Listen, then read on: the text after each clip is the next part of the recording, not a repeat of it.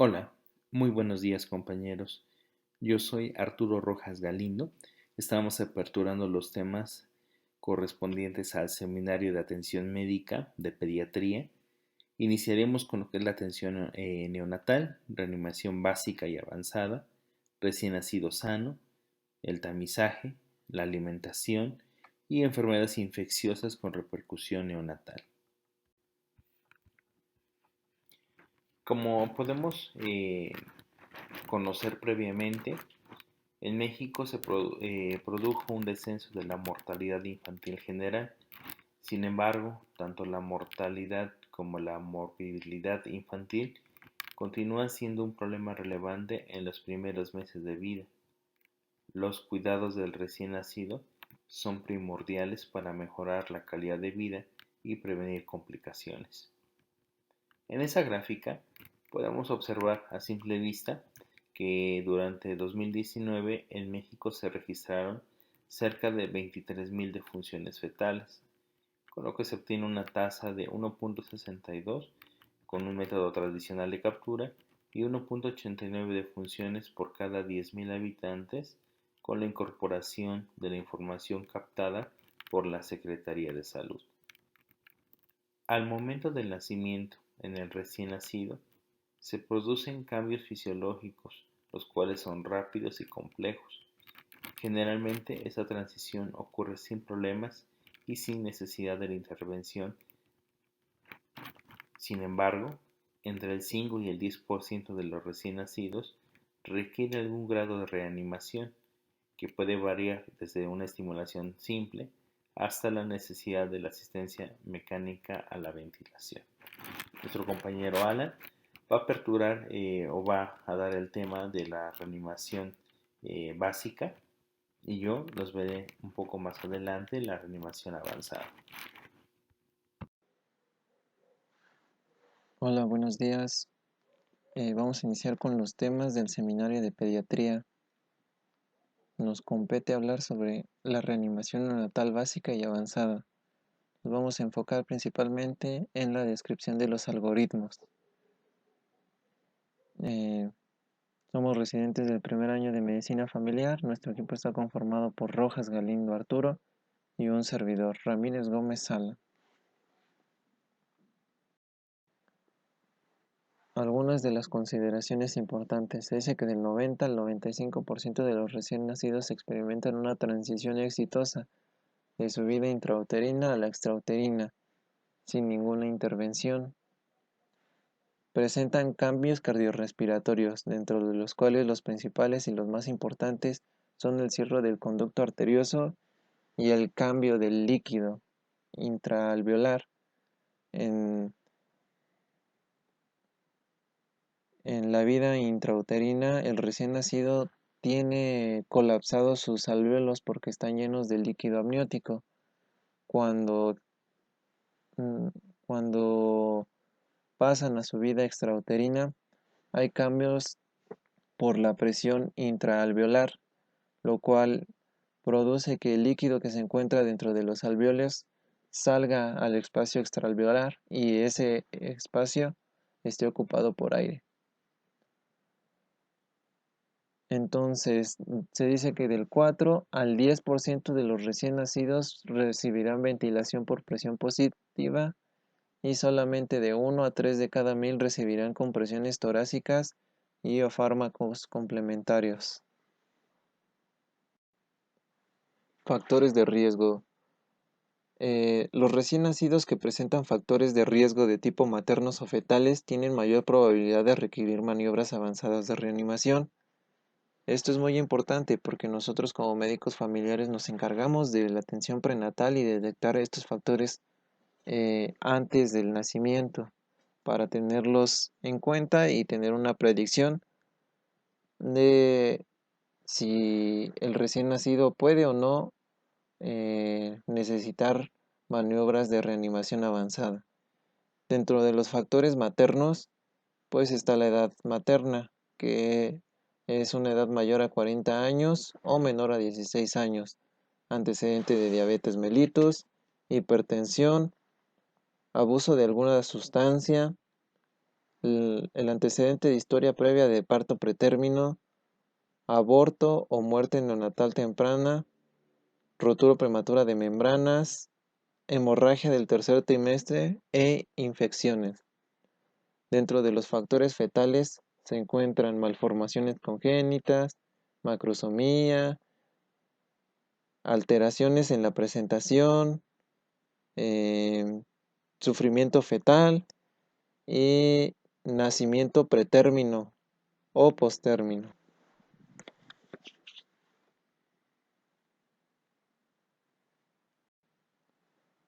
Es importante identificar aquellos recién nacidos que probablemente no requieran de una reanimación avanzada. Para identificarlos debemos realizarnos estas tres preguntas: si el embarazo es de término, si respira y llora al nacer y si tiene un buen tono muscular. Dado caso de que la respuesta sea positiva a estas tres preguntas, siempre se debe mantener el binomio entre la madre e hijo, es decir, tratar de no separarlos y que estén en contacto desde el nacimiento. En dado caso de que alguna de estas preguntas sea negativa, es importante apegarnos al algoritmo de reanimación neonatal para darle una atención adecuada al recién nacido. La reanimación neonatal es un algoritmo que está dividido en dos. Está la reanimación neonatal básica, que es la reanimación que todo recién nacido debe recibir, que es principalmente atención en la estabilización, y la reanimación neonatal avanzada, que es se utilizan algunas maniobras especiales como la ventilación por presión positiva, la intubación y el uso de algunas drogas vasoactivas. Bueno, aquí están representados los algoritmos de reanimación neonatal. El que pueden ver a la izquierda es el algoritmo de reanimación neonatal de la edición sexta del manual de reanimación, y el de la derecha es el de la edición séptima del manual de reanimación. Como pueden observar, el algoritmo está dividido con rombos y rectángulos. Se dice que los rombos son las valoraciones que se deben de realizar y los rectángulos son las acciones que se deben de implementar dependiendo de la decisión o de la evaluación clínica que realizó el médico pediatra.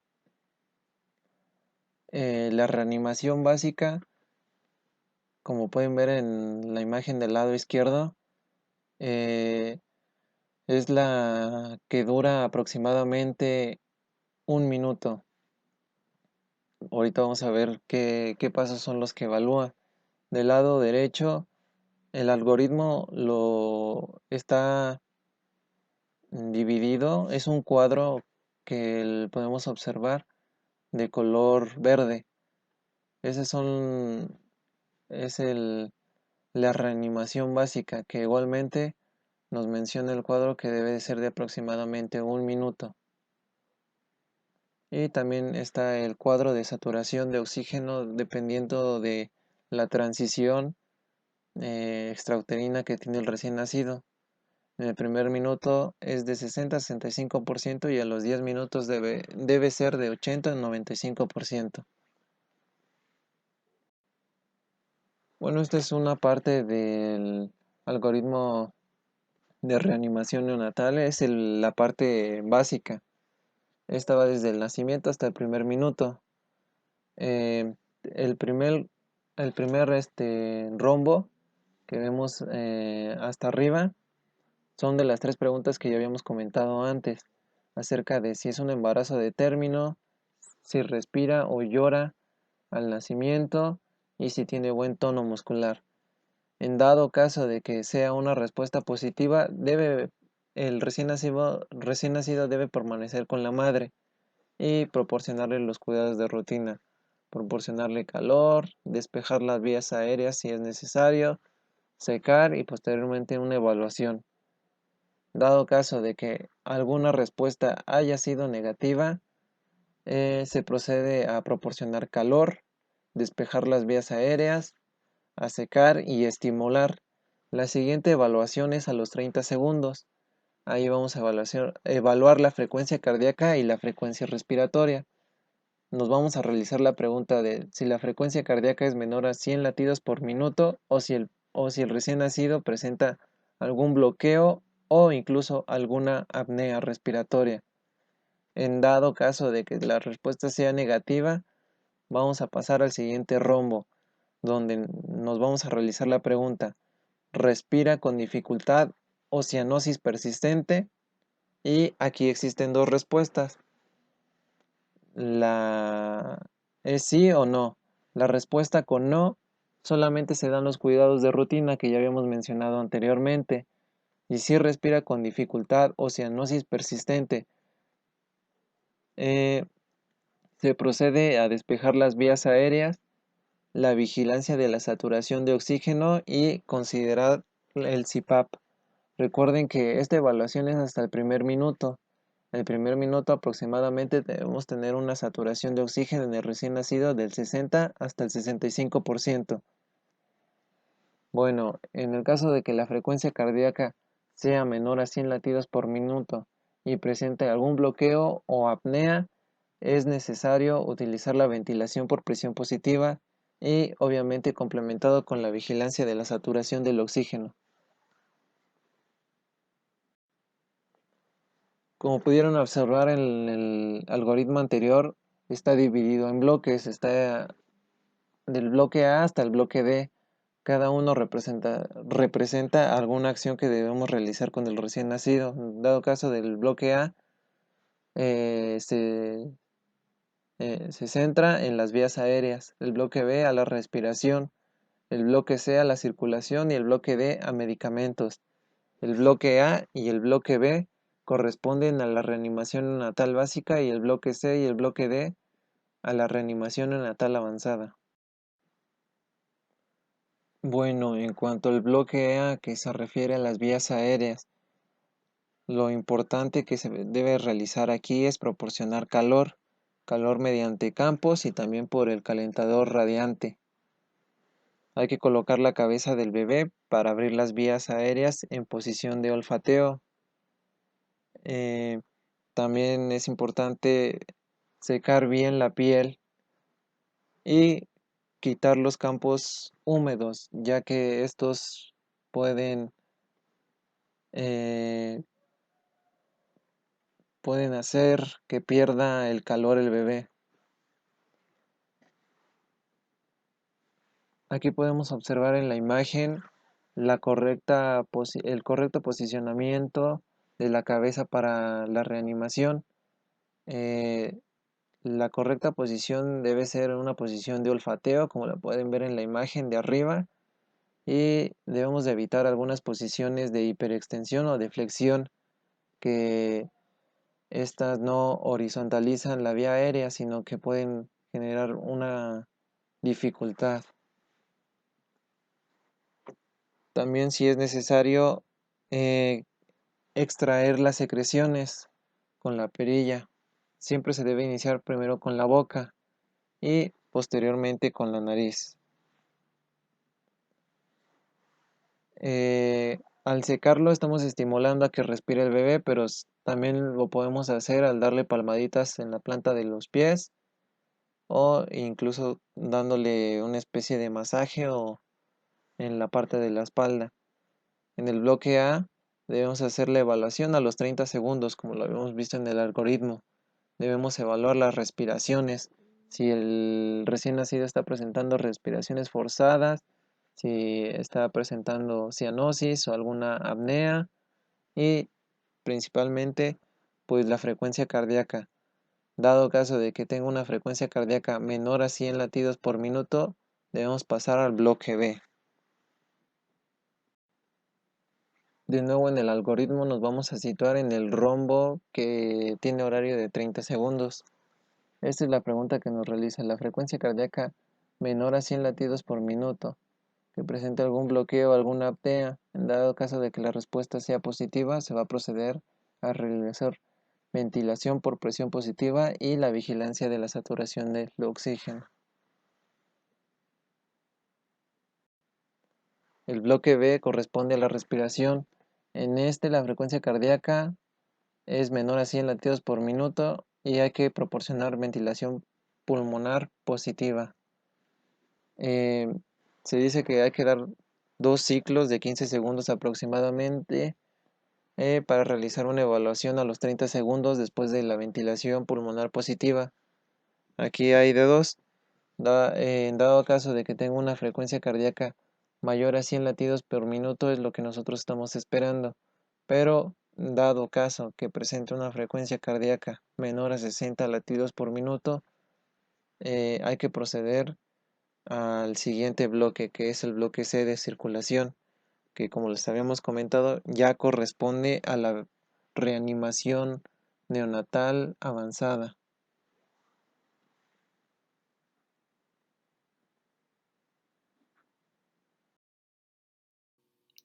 Muy bien, ahora pasamos a lo que es la reanimación avanzada. Existen diferentes manejos y se ha llegado a un consenso, así como lo habíamos visto en la reanimación básica. Siempre antes de llevar a cabo una reanimación avanzada, tenemos que estar conociendo el entorno donde se tiene que verificar que tengamos y contamos con todo el equipo y que este equipo esté en completa función. Tenemos que ocupar toda la información disponible que tengamos sobre el paciente, anticipar y planificar todos los eventos que puedan presentar para no andar corriendo en todo momento. Y por supuesto que identifiquemos a nuestro líder de equipo para la reanimación y cada uno de los que participemos en la reanimación va a estar con un rol ya previamente asignado. Los algoritmos es muy difícil verlo todo en una sola sesión. Lo que hemos hecho, vamos a manejarlo a través de un video, lo vamos a ir explicando y yo creo que va a ser más fácil. Muy bien, entonces antes que nada tenemos que empezar con verificar no es que nuestro material esté.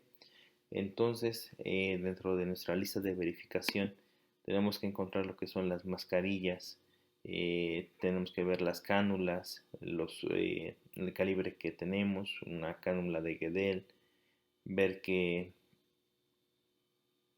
esté en nuestra ficha de identificación, estetoscopio, que nuestros campos ya estén previamente o las compresas ya estén previamente precalentadas, que contemos con estiletes, que tengamos también el catéter umbilical, guantes, adrenalina, soluciones y verificar que nuestra lámpara de calor radiante esté funcionando. Aquí tenemos que ver las tres preguntas. Ver que las tres preguntas de que si el recién nacido es a término, si tiene buen tono, que si respira. Si alguna de esas tres es negativa, pues nuestro paciente tiene que pasar a lo que es una radiante, donde lo primero que vamos a realizar es evitar la pérdida de calor. Ahí en la imagen estamos observando cómo está secando el bebé, y a la vez está estimulando. Posteriormente se debe de evaluar la frecuencia cardíaca. Si esta frecuencia cardíaca se debe de realizar en un máximo de 6 segundos y se va a multiplicar por 10. Si la frecuencia cardíaca es menor a 100 latidos por minuto o hay apnea o boqueo, se debe de iniciar la ventilación por presión positiva. Entonces aquí en la imagen estamos viendo cómo se está viendo que la mascarilla le corresponde al bebé, que para que tenga un sellado hermético correcto, se coloca el ambú y entonces se inicia lo que es la presión positiva. Aquí se va a iniciar con un FIO2 al 21% y verificar que se lleve a cabo el sellado hermético y se verbaliza ventila 2-3, ventila 2-3 y aquí se va a verificar con otra persona, con otro rol que se esté llevando, que se auscultan los ambos campos pulmonares. Si persiste por debajo de los 100 latidos por minuto, se debe de verificar la calidad de las ventilaciones por medio de la mnemotecnia Mr. Sopa, donde M corresponde a la máscara y que esté con el sello, la R con el reposicionamiento de la vía aérea, S de succión, ya sea de la boca y luego la nariz, colocar una cánula de Guedel y vamos a verificar que se lleva a cabo una presión adecuada durante la compresión del ambú. Nuevamente auscultamos y ver que esa ventilación sea efectiva. Si después de 15 o 30 segundos no se logra elevar la frecuencia cardíaca por encima de los 100 latidos por minuto, se debe de realizar lo que es la intubación orotraqueal.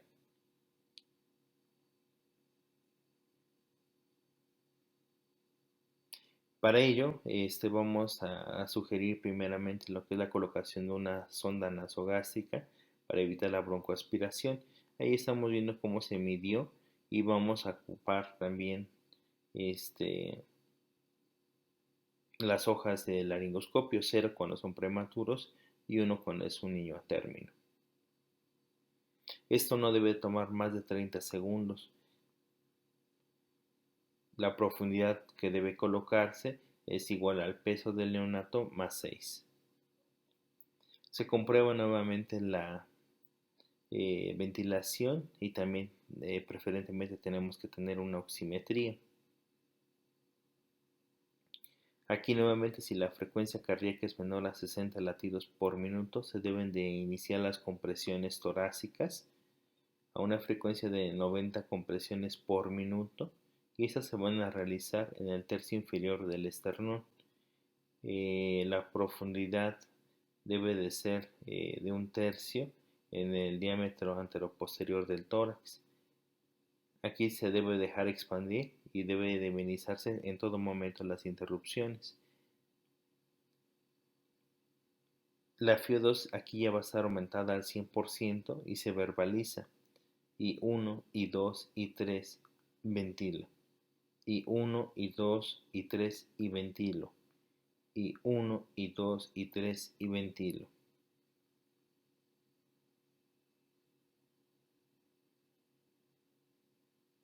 Luego de un minuto de haber realizado las compresiones efectivas, se va a verificar la frecuencia cardíaca.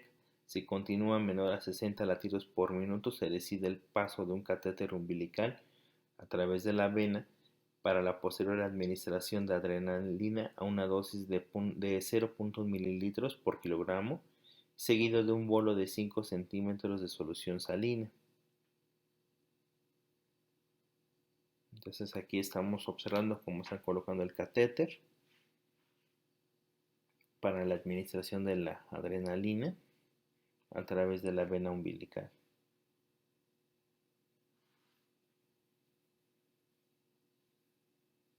Aquí no se va a fijar, eso es importante, no vamos a colocar ningún punto. Un minuto después se verifica nuevamente la frecuencia cardíaca. Si está por encima de 60, se van a detener las compresiones. En general, aquí tenemos lo que es el manejo.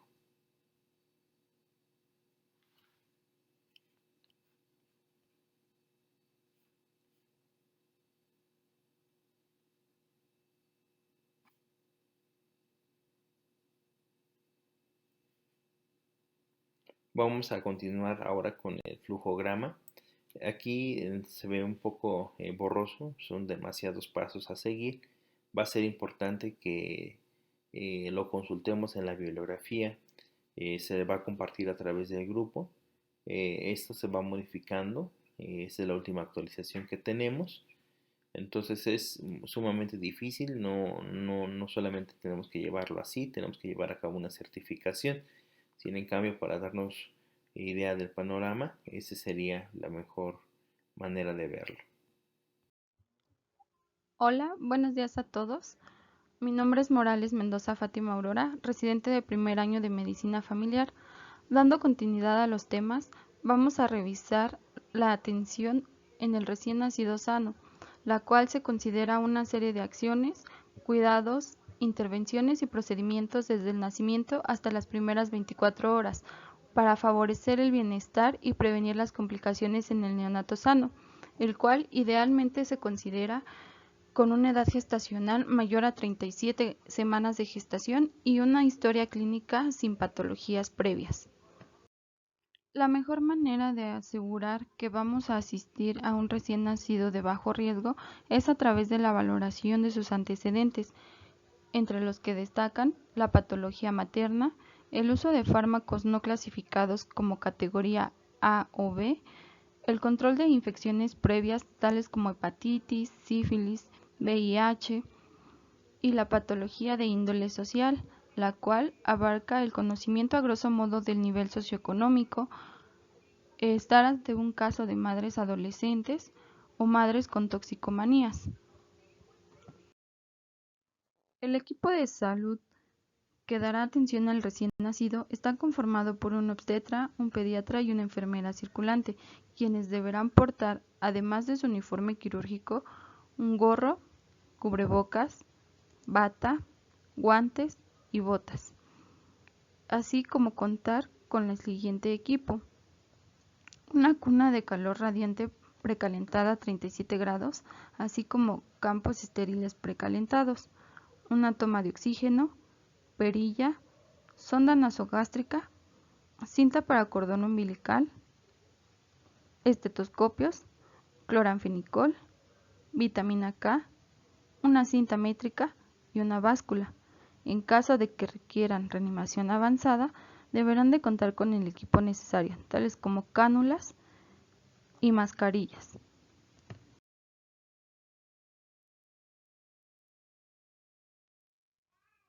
Inmediatamente a la obtención del producto, se va a proceder a la aspiración de la cavidad oral, con posterior colocación del producto a nivel del perine materno.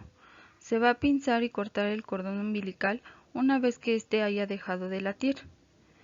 Se entregará el producto al pediatra, quien lo va a cubrir con los campos previamente calentados y lo va a poner en decúbito supino en la cuna de calor radiante, siempre con la cabeza hacia él. Una vez colocado en posición de olfateo, se va a continuar al secado cefalocaudal y al mismo tiempo se va a estimular con el propósito de obtener un llanto vigoroso y con ello comprobar la vía aérea libre de secreciones. Si se comprueba o se obtiene un llanto vigoroso, no es recomendable continuar con la aspiración. Sin embargo, se suele utilizar o se suele recurrir al uso de sonda nasogástrica para verificar la permeabilidad de coanas, la permeabilidad esofágica y la permeabilidad anal. Un punto importante es recordar la aplicación del test de Apgar, el cual nos va a valorar la efectividad de la reanimación al minuto y a los 5 minutos de la misma.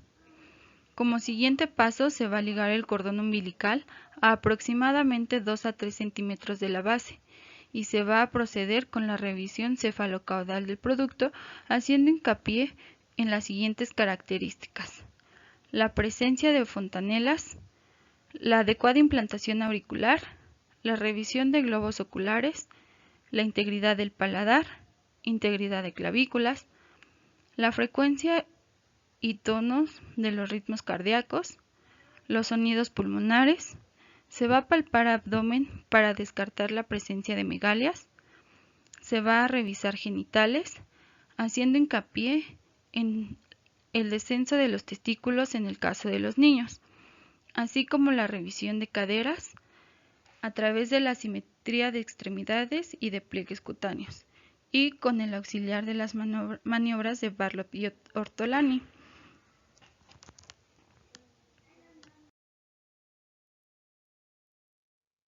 Como siguiente acción a realizar está la obtención de la talla, así como la medición de los perímetros cefálico, torácico, abdominal y la longitud del pie. No hay que dejar de lado la profilaxis con solución oftálmica y la aplicación de vitamina K intramuscular. Por último, se va a pesar el producto y es importante destacar la adecuada identificación con los datos que coincidan entre la madre y los datos del nacimiento. No hay que dejar de lado tampoco la insistencia en un alojamiento conjunto y el inicio temprano de la lactancia materna, y no olvidar esperar la primera evacuación durante las primeras 48 horas. Buenos días, profesores y compañeros. Soy Denise Jessica Tlapanco Alfaro, residente de primer año de la especialidad de medicina familiar. El día de hoy les voy a hablar del tamizaje neonatal.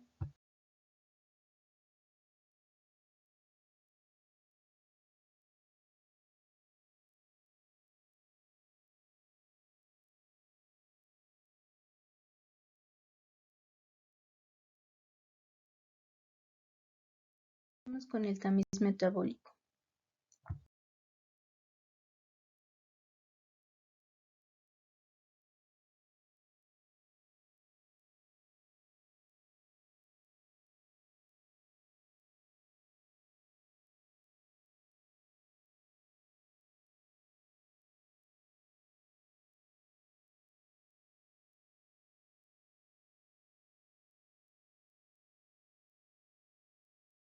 Dentro de sus generalidades tenemos que la NOM 007 establece que es una prueba obligatoria que se le realiza a todos los recién nacidos.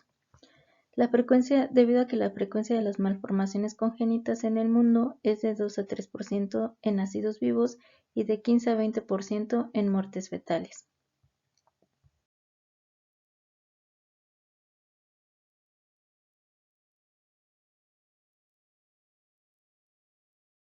¿Qué detecta este tamiz?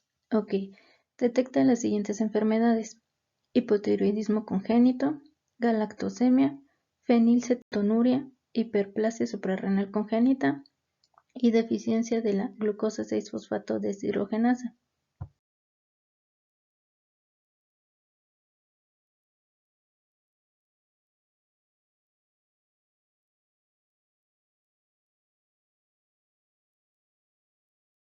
Indicaciones para su realización son: se tiene que realizar entre el segundo y el quinto día de vida, mediante la determinación de tirotropina o la TSH. Se debe de repetir el tamiz entre las 2 y 6 semanas de vida en los prematuros o que hayan estado en estancia en UCIN, con anomalías cardiovasculares y en gemelos monocigotos.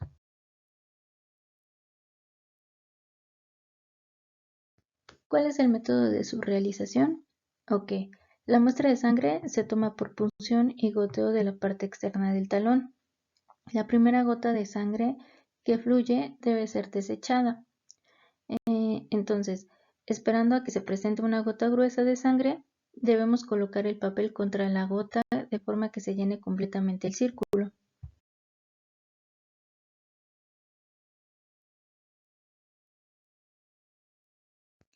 El tamiz oftalmológico.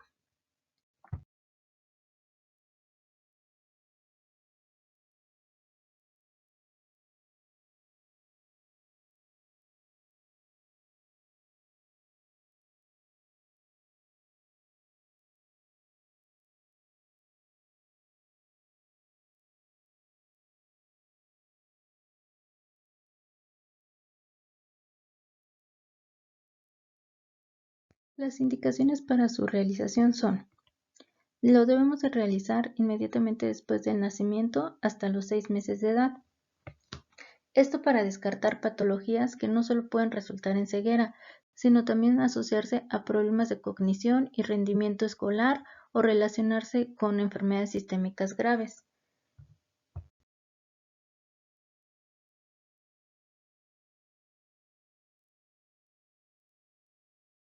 Debemos considerar lo siguiente: dentro de los antecedentes familiares, que hayan tenido hermanos con ambliopía o estrabismo, catarata, glaucoma y retinoblastoma. También que la madre haya tenido antecedente de enfermedad exantemática durante el embarazo. Dentro de su historia prenatal y de nacimiento debemos considerar la prematurez, las infecciones intrauterinas y el bajo peso al nacer, menor de 2 kilogramos. Y dentro de las condiciones congénitas, anormalidades cromosómicas y defecto de las estructuras faciales y enfermedades infecciosas como las toxoplasmosis, citomegalovirus y herpes simple. En la exploración física debemos de realizar el reflejo rojo. Este es el destello de luz que se observa al examinar el ojo con el oftalmoscopio. Dentro de este se encuentra la prueba de Bruckner, que este es el reflejo rojo binocular, que debemos de hacer la comparación del reflejo cuando se observan ambos rojos al mismo tiempo.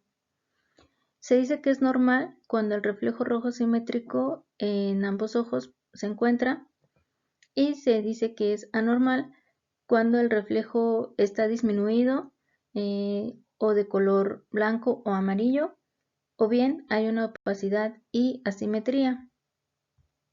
Entonces, como vemos en la imagen, en caso de que el reflejo sea normal, el niño va a buscar la luz y en ambos reflejos van a ser iguales. Entonces, en caso de que la reflexión sea asimétrica, uno de los reflejos se ve menos brillante.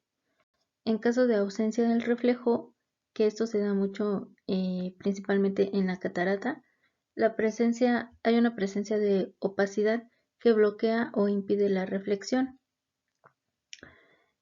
En caso de cuerpo extraño o abrasión, el reflejo rojo puede facilitar la observación de defectos corneales o cuerpos extraños. Y en caso de estrabismo, el reflejo rojo es más intenso para el ojo desviado. Como nota, este reflejo se tiene que hacer obviamente, en una habitación con la luz apagada. Entonces, tenemos que el reflejo rojo es normal. En caso de que sí, vamos a continuar con el control del niño sano, y en caso de que no, debemos de referir al recién nacido con el oftalmólogo pediatra, con el tamiz audiológico.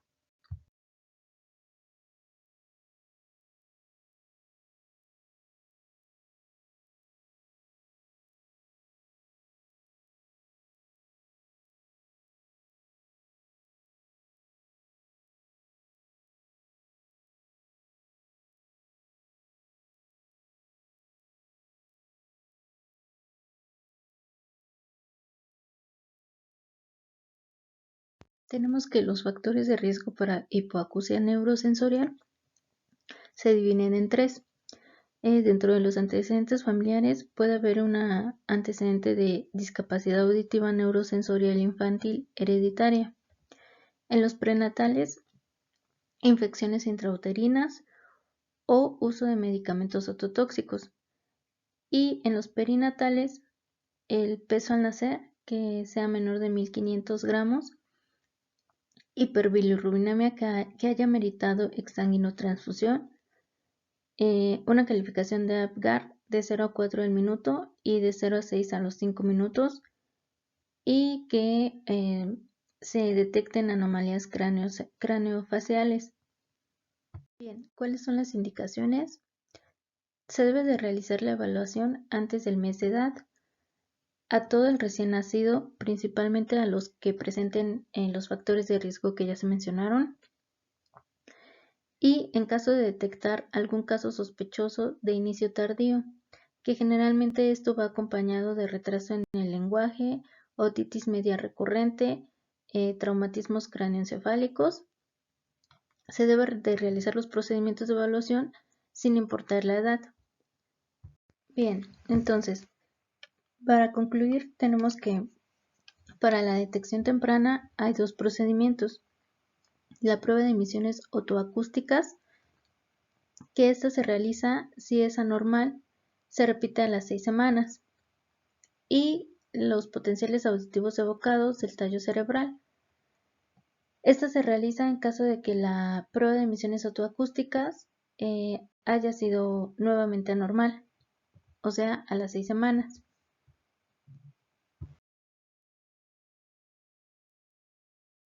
La correcta alimentación durante la niñez es un factor que garantiza la salud. Durante el primer año de vida, que es un periodo de rápido crecimiento, la alimentación tiene dos etapas. La primera, cuando el niño se alimenta solo de leche, denominada lactancia exclusiva. La segunda, cuando se alimenta de leche más otros alimentos. Son bien conocidos los cambios en la composición de la leche a lo largo del primer mes de lactancia.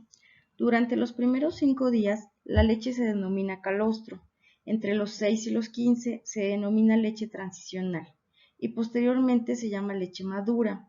El calostro es un líquido espeso de color amarillo debido a su riqueza en betacarotenos. También es conocido por ser rico en células y proteínas, principalmente inmunoglobulinas, de tipo inmunoglobulina A, secretados por los linfocitos de la glándula mamaria, que son anticuerpos específicos contra patógenos del entorno materno. Propiedades por las que todos los recién nacidos deberían iniciar su alimentación con el calostro de la madre. La acción más importante de esta etapa es promover la lactancia humana y ganar la decisión de la madre para que cuando el niño nazca, el amamantamiento sea la forma de alimentarlo. La etapa de lactancia exclusiva con leche materna debe durar entre 4 y 6 meses, iniciándose sin suspensión la lactancia, la alimentación complementaria. Sucedáneos de leche humana. Al nacimiento en el área rural, prácticamente el 100% de los niños inician amamantamiento, mientras que en las ciudades solo se inicia con el 80%. Existen varios tipos de fórmulas, las vamos a dividir en las principales. Para los niños prematuros o recién nacidos con bajo peso. Sus principales características son que copian la composición de la leche humana prematura. La concentración que se recomienda por cada decilitro tienen 80 kilocalorías de proteínas, entre 2 y 2.4 gramos, en las que proporcionan el 60% de proteínas del suero de la leche bovina y el 40% de caseínas de los hidratos de carbono. El otro tipo es para niños de término. Tienen como característica principal, por cada decilitro de leche preparada, la concentración que el fabricante recomienda. Su densidad calórica es muy semejante al de la leche humana, 67 kilocalorías. Las proteínas por decilitro están en 1.5, un poco más en cantidad que hay en la leche humana, para compensar el menor valor biológico. En casi todas recomiendan las proteínas del suero sobre caseínas entre 60 y 40. Existen para niños de 6 meses. Como se recuerda, para los niños entre 6 y 12 meses de edad, su esquema de alimentación deberá incluir, además, una parte láctea preferente humana y otra con dieta complementaria. ¿Cómo se van a prescribir los sucedáneos? La primera es cuando se calcula el aporte exacto de todos los nutrimientos y se vigila de la misma forma la cantidad de nutrimientos que el niño ingiere. La segunda forma es una forma realmente práctica y se denomina una medida por onza. Consiste en aportar con un volumen de leche igual al requerimiento de agua por kilogramo día, todos los requerimientos del niño, utilizando como un alimento completo. La dieta correcta deberá satisfacer las necesidades biológicas de todos los nutrimientos energéticos, vitamínicos y minerales, según la edad y la condición física del paciente. Deberá además satisfacer las necesidades psicológicas, el agrado a la vista, al olfato y al gusto, además de ofrecerse en forma adecuada las características en las que va a ingerirla, los requisitos de especial importancia en los niños y en los enfermos. Y en cuanto a las necesidades sociológicas, la dieta correcta deberá satisfacer y estar en base a la cultura de la familia, de la comunidad y de la disponibilidad de los alimentos. La Organización Mundial de la Salud denominó alimentación complementaria al proceso que se inicia con la introducción gradual y paulatina de alimentos diferentes a la leche materna para satisfacer las necesidades nutrimentales del niño y no necesariamente para destetarlo, hasta integrarlo poco a poco a la dieta de su familia.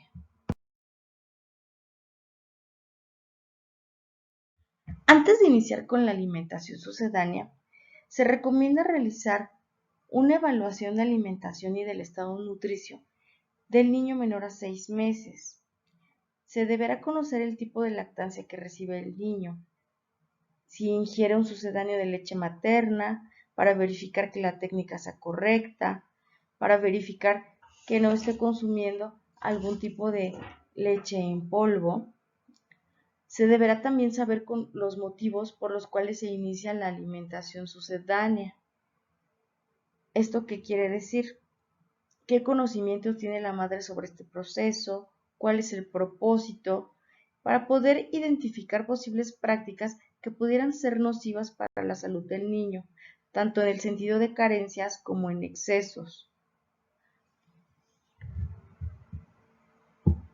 Se deberá valorar la condición nutricia del niño, su medición de peso y talla, antecedentes de problemas de alergias, intolerancias, de enfermedades crónicas relacionadas con la nutrición, de la higiene y de la preparación de alimentos. Esta es una de las partes fundamentales, ya que recordemos que existe una gran incidencia de enfermedades diarreicas vinculadas a la alimentación y sigue siendo un problema de salud pública.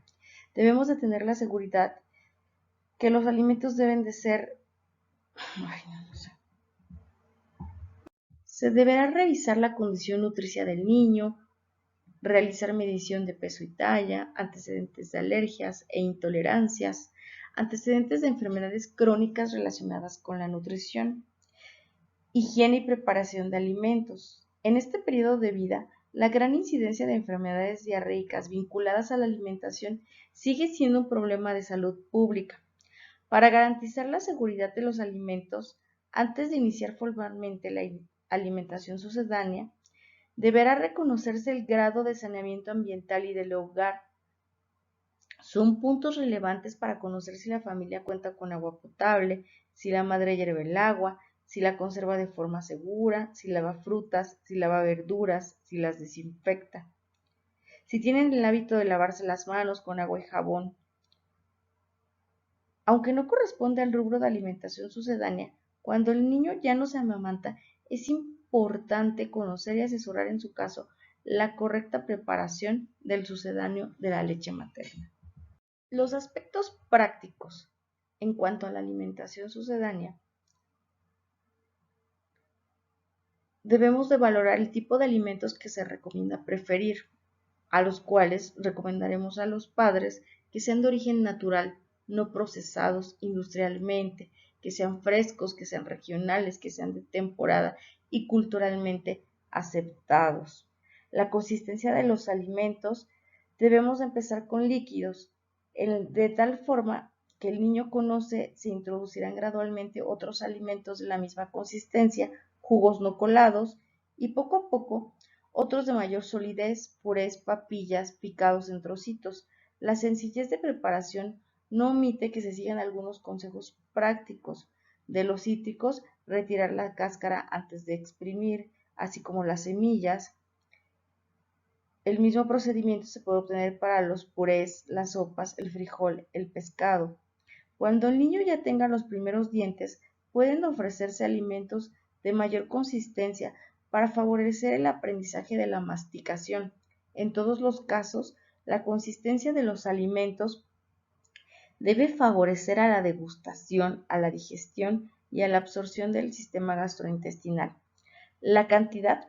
Respecto a la cantidad, cada que iniciemos un nuevo alimento, deberá ser entre 10 a 15 gramos, lo que equivale de 2 a 3 cucharadas cafeteras, para observar su tolerancia, que las cantidades no varían durante los primeros 3 días, pero que posteriormente estos alimentos ya tolerados sean parte del conjunto de alimentos que el niño ya come y la cantidad total se aumentará progresivamente para alcanzar el aporte energético necesario, sin olvidar que quien regula la cantidad de alimento es la saciedad del niño. Al momento de alimentarlo, se recomienda que primero se ofrezcan alimentos diferentes a la leche materna y al final el amamantamiento.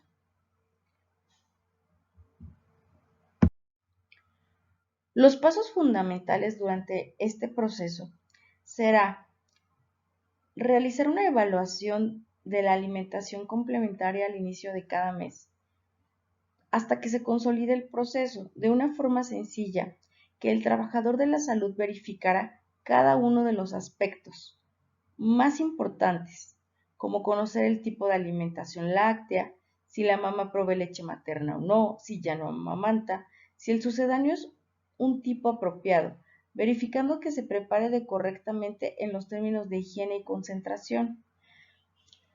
Revisar los procedimientos de cómo se preparan y conservan los alimentos, los utensilios que utiliza el niño, verificar si la madre o quien lo cuida los use de manera apropiada de acuerdo a la edad y desarrollo del pequeño.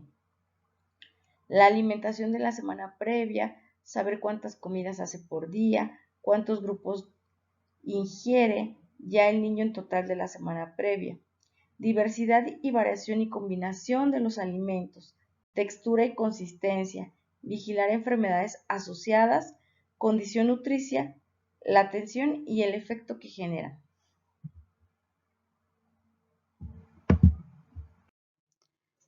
Hola, yo soy Karen Tapia Mancilla, soy R1 de Medicina Familiar y continuaremos con el tema de toxoplasmosis, rubiola, citomegalovirus, herpes, sífilis y hepatitis. Las infecciones congénitas son aquellas transmitidas por la madre a su hijo antes del nacimiento y generalmente ellas tienen como rasgos en común, como son por ejemplo la transmisión que puede ocurrir por vía transplacentaria o por contacto directo con el patógeno durante el parto. Por otro lado, la fuente de infección fetal generalmente es un virus, bacteria o parásito que se produce en la mujer embarazada durante una primoinfección que suele generalmente ser más infectiva para el feto durante la infección crónica. La enfermedad suele pasar inadvertida o por pocos síntomas en la madre, salvo en las madres inmunocomprometidas. El diagnóstico generalmente es serológico o con técnicas de biología molecular. Y por último, la expresión clínica es similar a todas ellas, pero tiene como alguna variabilidad en la que en general las infecciones que son antes de las 20 semanas tienen como más posibilidad de malformaciones múltiples. Empezando con toxoplasmosis, pues sabemos que es causada por un agente causal llamado Toxoplasma gondii, que es un parásito protozoario de distribución mundial, donde los felinos son los huéspedes definitivos, que no se contagia de persona a persona, y aunque existe la transmisión por transfusión, es muy rara esta, y que el periodo de incubación es de 7 días. En cuanto al cuadro clínico, en recién nacidos puede variar varias formas clínicas. Una minoría, el 5%, presenta una forma sistémica inicial en donde aboca una fase de secuelas con la tetrada sintomática de Sabin, donde encontramos hidrocefalia, calcificaciones intracraneales, convulsiones y coriorretinitis. En general siempre se trata de infecciones adquiridas antes de la semana 20. Si la infección es tardía, puede entonces además objetivarse meningoencefalitis, fiebre, hepatosplenomegalia, ictericia, exantema, neumonitis, diarrea. Y en la analítica sanguínea puede aparecer anemia, trombopenia y eosinofilia. Otro 10% puede presentar lesiones aisladas del sistema nervioso central u oculares y alrededor del 85% de los recién nacidos infectados estarán asintomáticos al nacer, pero de ellos un 20 a 30% después van a desarrollar afectaciones neurológicas y esto sí en caso de que no reciban un tratamiento adecuado. En cuanto al tratamiento, tiene que ver con pirimetamina, en donde la dosis ataque es de 1 miligramo kilogramo día, el mantenimiento de 1 miligramo kilogramo día en días alternos vía oral. Sulfadiazina de 75 a 100 miligramos kilogramo día en 2 dosis, sulfametoxazol 30 miligramos kilogramo día en 2 dosis y primetamina con sulfametoxazol. El tratamiento al final será de 3 a 6 semanas. Por otro lado, en cuanto a la rubiola, sabemos que es de origen viral, causada por un togavirus del género Rubivirus, y depende de la edad gestacional, va a poder provocar un aborto, un mortinato o malformaciones congénitas. Dentro de las primeras 8 a 12 semanas va a existir un daño orgánico múltiple y después de la semana 16 ya existirá una lesión a órgano determinado y provocará entonces sordera. En la rubiola podremos encontrar trombocitopenia grave, petequias, equimosis, hepatosplenomegalia, ictericia, neumonitis, miocarditis, zonas radiolúcidas en huesos largos, estenosis pulmonar periférica, conducto arterioso permeable, defecto del tabique ventricular, aneurisma de vasos principales, microcefalia y sordera y cataratas y glaucoma. El diagnóstico se hace con la identificación serológica en la madre y la IgM elevada. Tratamiento, pues como es por un agente causal que es un virus, no hay un tratamiento específico, más bien es como un tratamiento sintomático. En cuanto a la inmunización, está indicada en pacientes embarazadas expuestas a rubiola y se usan dosis grandes, 20 mililitros, y la protección fetal pues no está garantizada. En la rubiola congénita, el tratamiento se debe a un manejo médico, quirúrgico, educacional, rehabilitación y terapia. En cuanto al citomegalovirus, sabemos que es una infección intrauterina, crónica o latente, con recidivante, aguda o subclínica, donde pertenece a la familia Herpesviridae y que el hombre es el único reservorio natural. Está asociado además al ambiente y al hacinamiento. Aquí, bueno, existen diferentes manifestaciones clínicas. El 10% de todos los infectados tienen signos y síntomas y generalmente desarrollarán prematurez, pequeña edad para la edad gestacional, petequias, ictericia y hepatoesplenomegalia. También encontraremos púrpura, microcefalia, hipotonía, letargia, pobre succión y crisis convulsiva. En cuanto al diagnóstico, bueno, se realizará aislamiento de IgG e IgM en secreciones en recién nacido, en orina, placenta o líquido amniótico, y en tratamiento, bueno, aunque no hay un tratamiento específico, lo más usado es ganciclovir de 6 a 15 miligramos kilogramo en 2 dosis durante 6 semanas en niños con afectaciones al sistema nervioso central.